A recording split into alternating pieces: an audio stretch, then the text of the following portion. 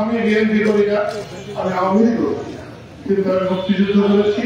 আমার নেতা বঙ্গবন্ধু শেখ মুজিবুর রহমান পাকিস্তান হানাদার বাহিনী ৭১ সালে যেমন করেছে, বাংলাদেশেও কেউ কেউ যদি তেমন করে তাহলে তাদের অবস্থাও পাকিস্তান হানাদার বাহিনীর মতোই হবে।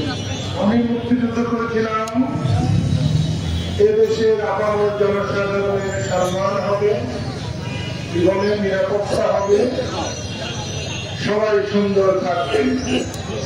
পাকিস্তান হানাদার বাহিনী ৭১ সালে যেমন করেছে, বাংলাদেশেও কেউ কেউ যদি তেমন করে তাহলে তাদের অবস্থাও পাকিস্তান হানাদার বাহিনীর মতোই হবে।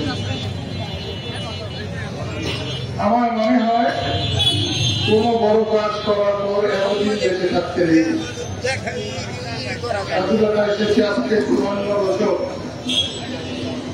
৫৫ বছর, এতদিন বেঁচে না থাকলেও পারতাম।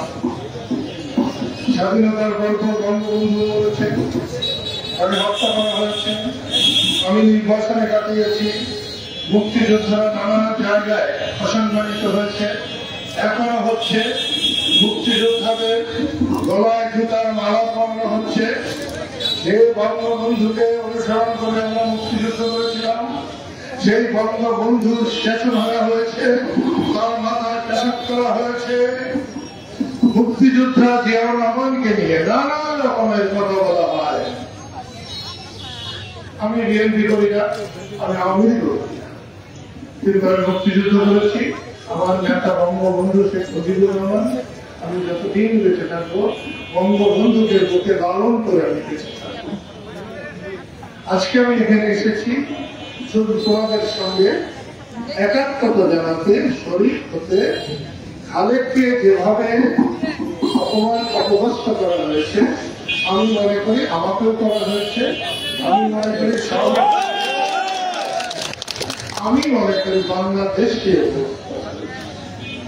সে যেই হোক, আওয়ামী লীগ করুন, বিএনপি করুন, মুক্তিযোদ্ধাদের অপমান করার বাংলাদেশে বাস করে এটা সফলতা। আমি সেই জন্য একজন মুক্তিযোদ্ধার সম্মান রক্ষার্থে আমি আজকে তোমাদের সঙ্গে, মুক্তিযোদ্ধাদের সঙ্গে শুধু একাত্মতা ঘোষণা করতে এসেছি। আমি ওখান থেকে শুনলাম এর কি বিচার হবে, সুষ্ঠু বিচার হওয়া দরকার এবং নিঃস্বার্থ ক্ষমা চাওয়া দরকার। ক্ষমা চাইলেই শুধু বিচার হবে না, তোমরা যে পদক্ষেপ নেবে আমাকে ডাকলে আল্লাহ তোমাদেরকে তার পবিত্র আরশে ছায়ার তলে রাখুন।